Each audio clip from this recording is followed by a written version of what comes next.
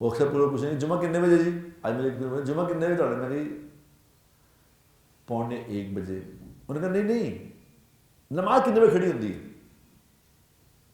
میں نے کہا نماز 1:30 بجے کھڑی ہوتی، تو 1:30 بجے ہی آئیں گے، کیونکہ سننے کی نیت ہی نہیں۔ قربان جائیں اللہ کے نبی کے، اللہ کے نبی نے اس وقت فرمایا تھا، بتاؤ کب کی بات ہے یہ، کبھی یہ کہا تھا کہ جو جمعے کی نماز پہ، جمعے کی یہ تقریر شروع ہونے سے، بات شروع ہونے سے پہلے مسجد میں پہنچ جائے، یہاں 12:45 بجے بات شروع ہوتی ہے، تو 12:45 سے پہلے جو یہاں پہنچ جائے تو جتنے قدم چل کے آئے گا اس کے حد قدم پہ 1 سال کی مقبول عبادت کا ثواب، 1 سال کی مقبول، خالی عبادت نہیں، مقبول جو قبول ہو چکی اس کا ثواب۔ کیوں؟ بتاؤ کیوں؟ اللہ کو کیا لگے بھی آپ جب مرضی سے یہ نماز پڑھے، کیوں اتنا انسینٹیو کیوں دیے اللہ نے؟ بتاؤ۔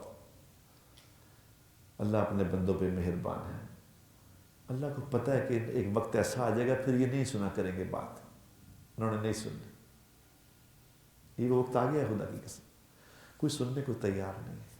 میں جب یوٹیوب پہ دیکھتا ہوں نا مفتی تقی عثمانی صاحب کی بات، تو ان کے ویوز ہوتے ہیں 2000 3000 4000،